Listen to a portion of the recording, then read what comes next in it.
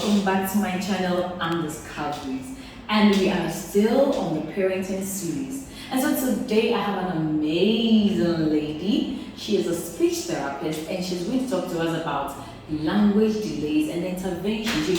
Currently we have a lot of children that are speech delayed. I don't know why that is happening, but she's going to tell us what we can do if you have one at home. And so we'll take a quick break and then move to her. Okay, and so we have an amazing lady, like I said. I would like her to introduce herself. So she tell us who she is, and then we dive into our topic for today. Okay, so I'm Jemima, and I'm a speech therapist. So you are welcome.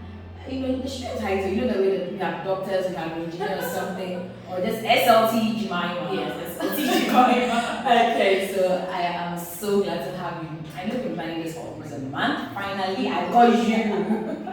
And so, I'm really concerned. We have a lot of children who are like speech delayed or language delayed. What's the correct word?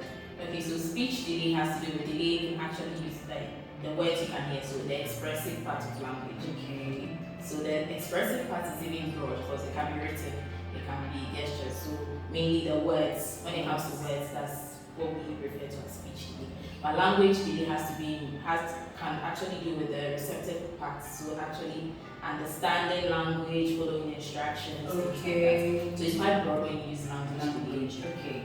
So it looks like we actually have both, but I think it's more of the speech delay we have. Exactly. Okay, so what is causing that and what can parents do? Because we have a lot of those cases now. So okay, so as to what is causing speech delay currently, there are a lot of factors. So currently our family styles can be one of the factors that are contributing to that. I think when we were kids, you can go out and play with anyone at all in your neighborhood, but now parents are more conservative, they actually make children at home. And now too, a lot of parents are busy, so the children are most of the time on the screen. So a lot of screen time is also isolating most of the children, so they are not picking up language. So many factors can contribute to speech delay. Basic one is a lifestyle. Exactly. Because now parents will prefer their children to be by themselves. That's very true. And they're also busy, so they are not interacting with the kids, so the kids are yeah, very true. Wow. Okay, so parents, caregivers, uncles, aunties, there you have it. Okay, so what can we do? Some interventions, and we have any other word for us, please? Okay, so before we talk about what we can do, let's actually look at what speech delay. So the speech delay actually is that a child is developing the expressive part of language, but at a slower than normal rate than their peers. So maybe a child can be 2 years and is still babbling, as babies are supposed to do. But even though it's 2, and it's typical because children are supposed to babble before they develop language. So they are developing language, but it's slower than their peers. Okay. That's when we say the child is delayed. Okay. So what are some of the things you can do? If you notice that your child is delayed, but first of all, how can you notice your child is delayed? It's important for all parents to know the milestones that children are supposed to achieve in terms of language. When you go on Google, it's very easy to get that.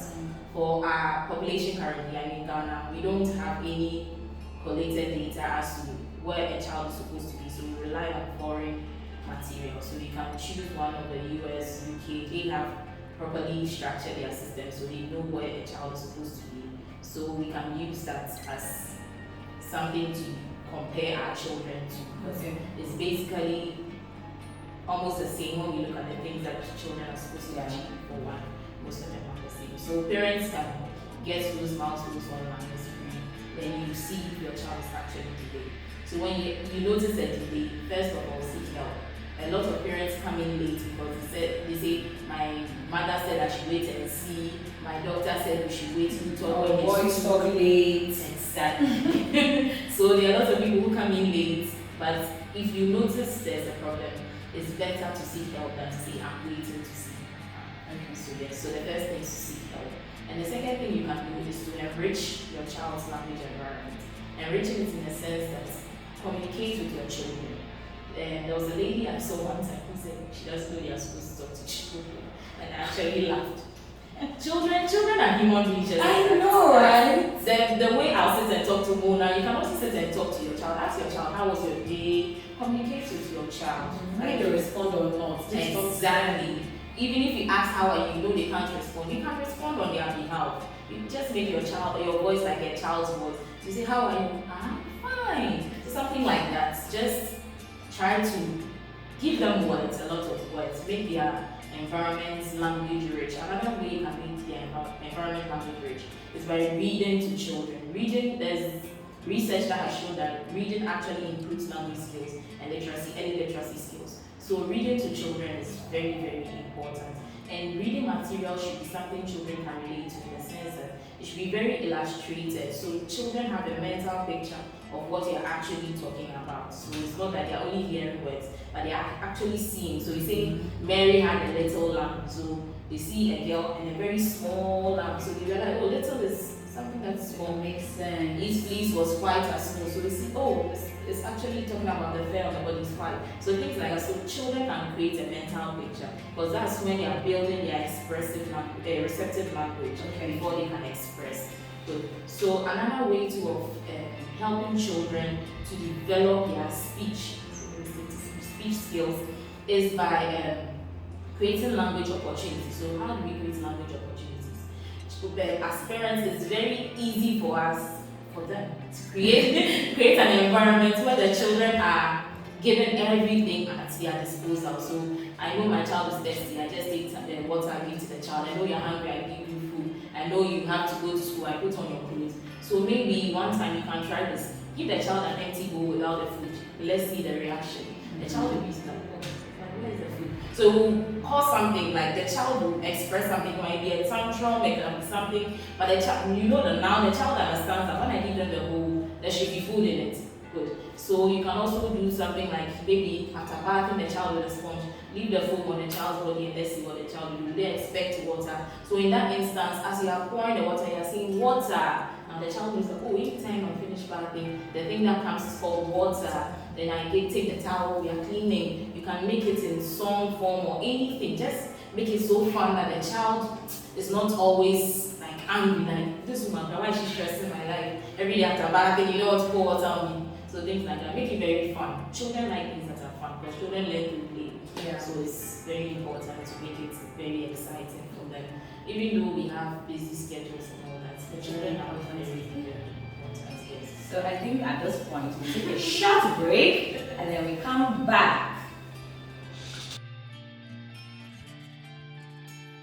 Okay, welcome back. And so we are still with SLT Jemima, and she's been talking to us about interventions for speech delay. Yes, she told us workhorses. It's not everything, but then the basic ones where we actually need to look out for. And then she gave us some of the things we can do to encourage the child to talk. So she's moving on to her next point. Okay, so I think this will be my final point, and the most important one currently, looking at our situation and our environment now. So the last one would be limiting or totally taking away screen time, Which is going to be difficult. Because a lot of parents say they rely on it for feeding, they rely on it for so many things. But our parents used to feed us without screen time. It worked. So I don't know why now they claim it doesn't work anyway. But research has shown that screen time actually decreases social awareness. And how do we learn language? By what is going on around us, etc. So if we are unaware of our surroundings, unaware of what is happening, our concentration is always on the screen. Imagine how much social interaction time children are losing. They are missing out on. Exactly. Maybe even though you are busy, you are doing things, maybe you are on the phone, you are making a call, you are talking, the child is hearing those words. But if the child is on the screen watching Coco Melon and all those amazing things that children watch, then they are missing all that. Even if you are not communicating, there are things that are happening. They can watch an ant go around. They are looking at things. They are very aware of their environment. Yes, exactly. But when we give them the screen, we cut all that out. They are isolated. They are on their screen. I met a parent who was making an argument that the child has learned a lot from the screen. The child has learned 1, 2, 3, colors, all that. And I said, how is that translating into the real environment? If the child wants water, will they come and tell you I want water, or will they come and tell you 1, 2, 3? Exactly. So we have to teach them the communication has to be functional. If I can't function in my environment with the words that I know, then there's no point knowing those things. True. If a child can't pick one tomato for, if you tell them go to the fridge, give me one tomato, and they can't pick one tomato for, but you are proud they know 1, 2, 3, and what's the point? True. So they just have the words, but Exactly. it's not meaningful. So I think basically that is a few things that parents can try, a few tips that they can try, and trust me, it will actually help improve each children. So this is like the basic things, but then if they want the advance, they have to see you, right? Exactly. You have to pay for the service. Also, I like that. But you know, this whole screen time thing, there was a video I watched where it was a school bus and there was just one child who was not with a tablet. And then I think the driver had an attack or something. Oh, yeah, I've So seen that video. it was that boy who had to go and stop the car. If not, the whole bus would have crashed. So it's very true. In fact, we as adults, you be sitting with your friend and everybody's on their phone. You go to parties now, there's no interaction. Even in church, like it's really serious. And what you said is true. How were our parents feeding us when tablets were not there, when phones were not there? Caregivers. And in the last point, let me check this in. I was talking about the screen time. See, now people are complaining about our educational system and children are now not doing well like we used to and all that. It all boils down to the screen. When children come home, those who don't have phones are watching TV, those who have phones are on their phones.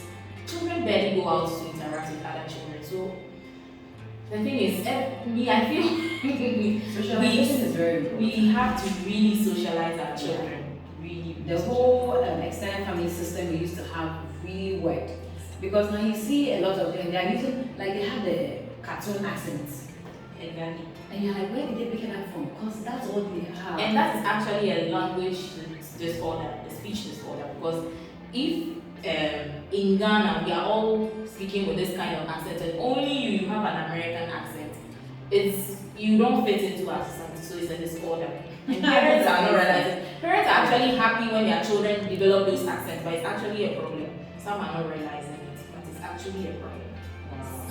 Okay, so guys, I don't know if you're out there and your child probably has a speech delay or even a language delay, whatever it is, you can actually reach out to me and I will link you up to SLT Jemima. She's awesome, she's amazing. She's been practicing this for a while now. She has a lot of cases she's seen, so she's very experienced in this and she would help you and guide you so you help your child. Whatever it is, she would play her part, but the majority lies on you as a caregiver, as a parent, as an uncle and auntie. What are you doing to help that child? If the child is learning 1, 2, 3 on the screen, how can the child relate it to the real life situation?